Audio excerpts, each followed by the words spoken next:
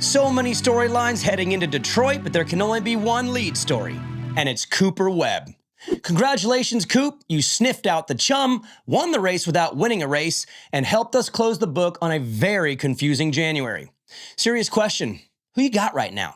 Who in the 450 class is the complete package and has their act together? The answer is nobody, and that is good for us.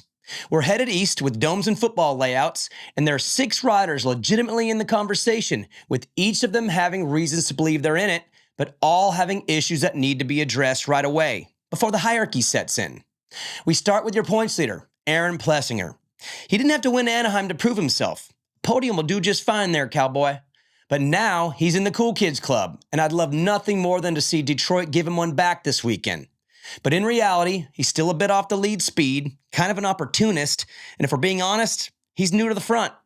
It's our hearts that run with 7, but not our stopwatch. Chase Sexton is not new to the front, as we saw in race 1 of the Triple Crown. He dominated, but then race 2 happened, and that can't happen if he's going to dungy this thing. It was a missed opportunity to be up double digits, and he better hope he don't need those points in May. Cooper Webb can win this championship if things stay silly. Look at his 2.25 scores from A2. If it's chaotic and all over the place, he'll win because he's the smartest racer in the sport, and chaos means strategy, and he may be the only rider in the field that actually has one. Jett was a mess all night in Anaheim, but he is currently undefeated in 20+1 main events that are dry in January. So there's that. Chill out, meme lords. I'm still mad at him too, but he's purely the fastest in the class, and if he gets a start, he's gone. We all know that.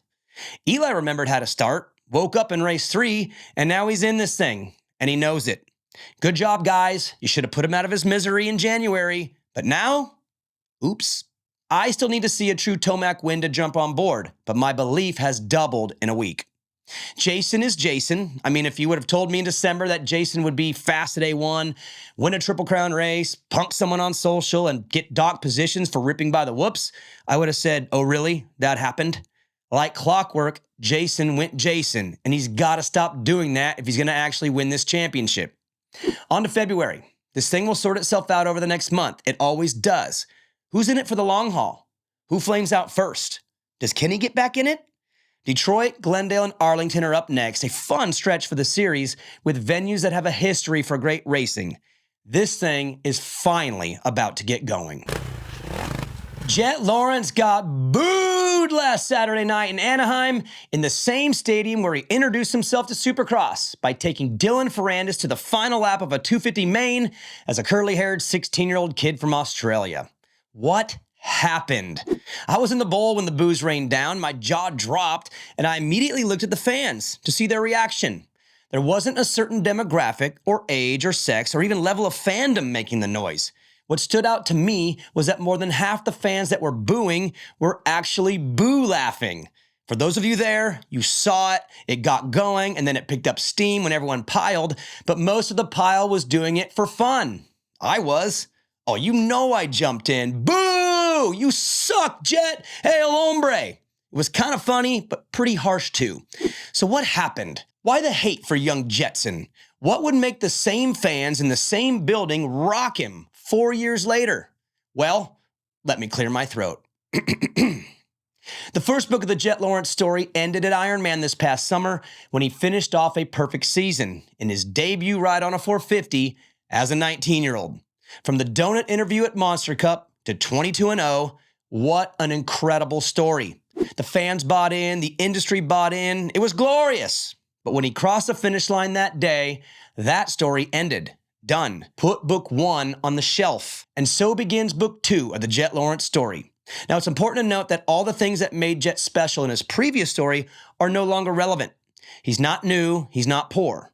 He's not silly, he's not struggling. He's not the same rag to riches kid. Jett is now a 20-year-old millionaire superstar, and that is why the fans' expectations of him have changed. The new Jett started with a fixed race, letting Kenny by in Chicago. Fans don't like that. Big brain math made it funny to me, but the gift comment to Kenny? Fans really didn't like that either, especially after you robbed them of a late race battle. Then comes A1, with the Rolls Royce and the $2,000 fan zone tickets. That's not the humble Jett that was just handing out pink donuts. The fans didn't like it. Then, a big oops. 72 wins. The king. Terrible timing, dude. You're in Jeremy's house with 4 Supercross champs sitting next to you, and you haven't raced yet. Fans hated that. If you're going to play the Conor McGregor role, then say whatever the hell the double champ wants, Jett. I'm here for it. But that's not your brand, and the fans felt it was disrespectful. Then he wins A1, and I believe sucked the life out of the sport for at least a week. Sunday was weird. It felt like doomsday to a fan base that wants uncertainty on Saturday nights. It felt over on night 1, and fans don't like that. Then comes Jason. Jett throws a tantrum, and we all kind of liked it because, well, it's Jason, and we're all like, Jett, what the hell are you doing? But then a couple days go by, and in comes the bomb that finally gave the fans something they liked, Jason's post. Not gonna lie, that thing was well crafted, meant to do damage, and it did. His dad and agent apologized, but he doesn't. Kids these days, you'll never be king. Jason was the 1,000th cut, and it was timed perfectly. Not before Detroit, not before St. Louis, right before an Anaheim. So the fans let him have it, but half were laughing. Why? Because they really don't hate him. There's nothing to hate. He ain't stealing or vandalizing. He ain't hurting animals or scamming old people for money. Nothing he did was that bad. He just bugged people a lot. And it didn't help that we rammed him down your throat all these years. My bad. But I ain't there anymore, so blame someone else. But he's not really hated. This will all pass, especially since he's out there squirreling all over the place and not running away with a perfect season. Remember that? But there's an easy way to fix this, really easy. It would probably take one night. Give me a ring, Jett. I can help. It's going to run you probably $15,000 plus tax adjusted for inflation. Let's call it $18,000 and I can fix this for you. While you're considering the offer, don't forget who got you to bark on the podium. Get my number from your brother, nerd. Congrats, Levi Kitchen, for predicting to me on Saturday morning that you would win the Triple Crown on Saturday night. But bro, you told me sweep. We'll talk 250 West next week before Glendale, but before we move on to Danger's Coast, how about my guy Cole Davies? Can I get a round of applause for the Futures winner? As the amateur racing manager for KTM, Husqvarna, and Gas Gas, I can barely explain how exciting it was to stand in the manager's tower last Saturday night and scream profanities at this 16-year-old New Zealander as he went by every lap. The kid came through in front of all the eyes of the industry. He actually had a terrible day in qualifying, had me pacing before gate drop, but raced like a vet and grabbed a huge victory over the powerhouse 250 team in the pits and a well-established amateur star. The cool part for me, nobody really knew who he was, but our team did, and we stole one in back-to-back seasons. Congrats, Cole, but let's work on those interviews before Daytona. On to the East. Austin Forkner is winning this thing because there is no way this story doesn't end with a championship. I mean, who wrote this script? Comes out hotshot rookie, settles in, starts dominating, eats pixie sticks, gets a monster girl, then bam, out. Then out again, and again, then cross jump and out. Then halfway down the start straight and out. Childhood rival goes on to be a 450 champ. I mean, come on, this is brutal. It's a Rocky movie, and Rocky always wins in the end. So Forkner wins it. Deegan gets second in points after a slow start due to his wrist, which would have been nice to know about a month ago, since you're one of the biggest stars of the sport. Just saying. But he wins a bunch of rounds and comes up a few points short in Salt Lake City. Chill, Danger fans. He'll be a legend, but 2024 is Austin's story. Max Anstey, who I've been told by highly credible people should be the favorite to win this, will finish third in points.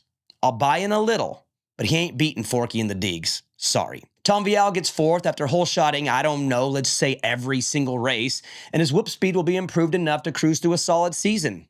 Oh, and he wins Daytona. Fifth and sixth can go either way for me, but it's Cameron McAdoo and Seth Hamaker. Both weed, but both shred. And if there ends up being a wow, didn't see that coming guy this year, it'll be one of these two. Seventh is Daxton Bennick, who will blow people away multiple times this season, but he's a pup. He'll do silly stuff like they all do. Pierce Brown gets 8th, Chance Hymas gets 9th, and the coolest, nicest kid in the paddock, Gilly Ferris, gets 10th in points. Now, before you get all mad at me and tell me I'm an idiot in the comments, just know, I am an idiot. I get things wrong all the time. If you think my predictions are whack and you're some kind of genius, then join us on Fridays for Spread 'em, a new fantasy game by Main Event Moto where you can punk me every week. You can bring home $2,500 in the process and maybe win 2 flights and 2 tickets to the SMX race in Vegas. Oops. See you next week.